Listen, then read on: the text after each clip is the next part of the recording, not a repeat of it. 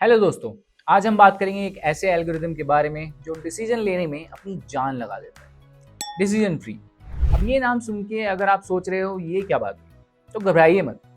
मैं आपको एकदम सिंपल और मज़ेदार तरीके से समझाता हूँ। तो चलो शुरू करते हैं। डिसीजन ट्री क्या होता है? इमेजिन करो आप एक रेस्टोरेंट में हो और आपको ये डिसाइड करना है कि पिज्ज़ा खाना है या पास्ता। तो सबसे पहले आप अपने ऑप्शंस को देखोगे। वेजिटेरियन पिज्ज़ा चाहिए या नॉन वेजिटेरियन? अगर वेजिटेरियन पिज्ज़ा चाहिए तो और भी ऑप्शंस होते हैं, चीज़ पिज्ज़ा या वेजिटेबल पिज्ज़ा। और अगर नॉन वेजिटेरियन ऑप्शंस चाहिए तो और भी ब्रांचेस बनेंगी। ऐसे ही डिसीजन ट्री एक ट्री की तरह काम करता है। हर नोड पे एक डिसीजन पॉइंट होता है और हर ब्रांच पे एक पॉसिबल आंसर होता है। मतलब ये एक डिसीजन लेने का ट्री स्ट्रक्चर होता है, समझे? अब ये डिसीजन ट्री कैसे काम करता है ये बात करते हैं। सिंपल है। सबसे पहले रूट नोड से शुरू होता है, जहाँ पे एक डिसीजन या क्वेश्चन होगा। जैसे अगर आपको पिज्ज़ा या पास्ता का डिसीजन लेना है तो ये रूट नोड पे पिज्ज़ा या पास्ता का क्वेश्चन हो। फिर हर पॉसिबल ऑप्शन के लिए अलग ब्रांच बनती जाती है। अगर पिज्ज़ा चूज किया तो वहां से दूसरा क्वेश्चन आए, वेजिटेरियन या नॉन वेजिटेरियन। और ऐसे ही ये ब्रांचेस बनाता जाता है और हर ब्रांच अपना डिसीजन देता है। जब सब क्वेश्चंस हो जाते हैं तो हम एक फाइनल डिसीजन तक पहुंच जाते हैं। मतलब हर क्वेश्चन के बाद एक क्लियर पाथ मिलता है जो फाइनल डिसीजन तक लेके जाए। अब नोड्स के बारे में थोड़ा और समझते हैं। रूट नोड सबसे पहला नोड होता है जो आपके क्वेश्चंस या डिसीजन को रिप्रेजेंट करेगा।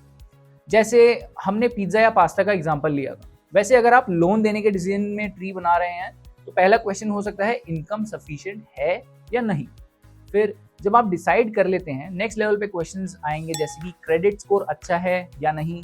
और ऐसे ही leaf nodes final decision points होते हैं जहां डिसीजन हो जाता है। जैसे अगर सब क्वेश्चन का जवाब पॉजिटिव है तो लोन अप्रूव हो सकता है। डिसीजन ट्री में सबसे इंपॉर्टेंट चीज होती है स्प्लिटिंग। मतलब हम अपने डेटा को अलग अलग कैटेगरीज में डिवाइड करते हैं। सोचो आपके पास एक डेटा है जिसमें एज, इनकम, क्रेडिट स्कोर हैं और आपको प्रिडिक्ट करना है कि लोन ले पाएगा या नहीं। तो सबसे पहले डिसीजन ट्री देखेगा कौन सा फीचर सबसे ज्यादा इंपॉर्टेंट है और इस फीचर के बेसिस पे डेटा को स्प्लिट करेगा। जैसे अगर एज का डिफरेंस ज्यादा हो तो वो सबसे पहला स्प्लिट बनेगा। एज कम है तो वो अलग ब्रांच, अगर ज्यादा है तो अलग ब्रांच। ऐसे डेटा को बेस्ट पॉसिबल स्प्लिट्स के थ्रू सिंप्लीफाई किया जाता है। डिसीजन ट्री का एक और इम्पॉर्टेंट कॉन्सेप्ट है गिनी इम्प्योरिटी और एंट्रोपी। ये दोनों चीजें स्प्लिट डिसाइड करने के लिए यूज होती है। गिनी इम्प्योरिटी का मतलब है कि डेटा कितना प्योर है। अगर एक नोड में एक ही क्लास के एलिमेंट्स हैं तो इम्प्योरिटी कम होगी, अगर मिक्स हो तो ज्यादा इम्प्योरिटी होगी।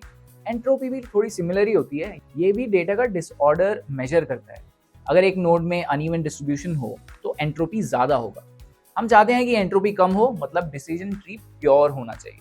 तो जब डिसीजन ट्री स्प्लिट करता है वो बेस्ट फीचर को चूज करता है जिससे इम्प्योरिटी या एंट्रोपी कम हो जाए, मतलब बेस्ट पॉसिबल स्प्लिट बन जाए। चलो एक रियल लाइफ एग्जांपल से समझते हैं। इमेजिन करो आप एक बैंक मैनेजर हो और आपको ये डिसाइड करना है कि कस्टमर को लोन मिलेगा या नहीं। आपके पास डेटा है age, income, credit score. Step by step decision tree बनाते हैं। रूट नोड एज होगा कि क्या एज 25 से ज्यादा है, अगर हाँ एक ब्रांच, अगर नहीं दूसरी ब्रांच। अगर एज ज्यादा है नेक्स्ट क्वेश्चन हो सकता है क्रेडिट स्कोर अच्छा है या नहीं, अगर हाँ फाइनल डिसीजन हो सकता है लोन अप्रूव।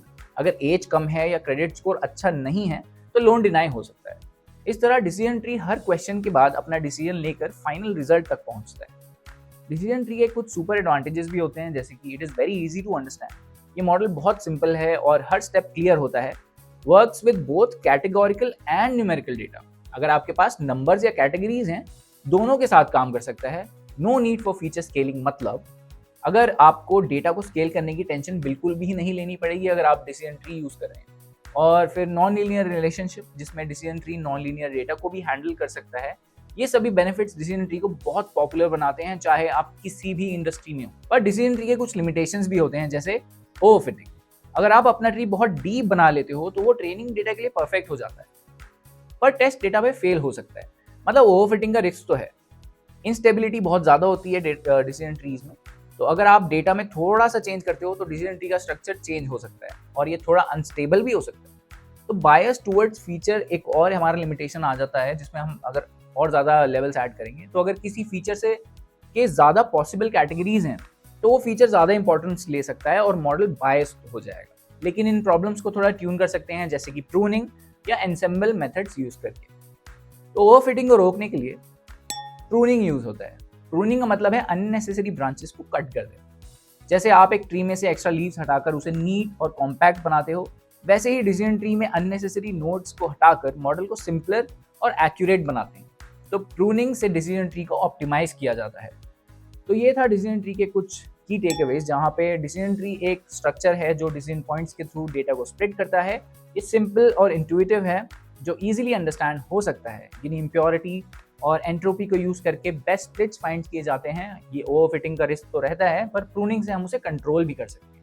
आप डिसीजन ट्री को यूज करके बहुत इजीली डिसीजंस ले सकते हैं, चाहे आप बिजनेस में हो या डेटा साइंस। शुक्रिया दोस्तों, अगर ये सेशन आपको समझ में आया हो और मज़ा आया हो तो ज़रूर फीडबैक देना। अगर कोई क्वेश्चन है या कोई कॉन्सेप्ट है जिस पे आप चाहते हैं कि हम डिस्कशन करें, तो पूछना मत भूलना। आप अपने क्वेश्चंस को कमेंट्स में लिख सकते हैं। तो तब तक के लिए हैप्पी एनालाइजिंग और डिसीजन ट्री का यूज़ करके अपने प्रेडिक्शंस को शार्प बना लो। Best of luck.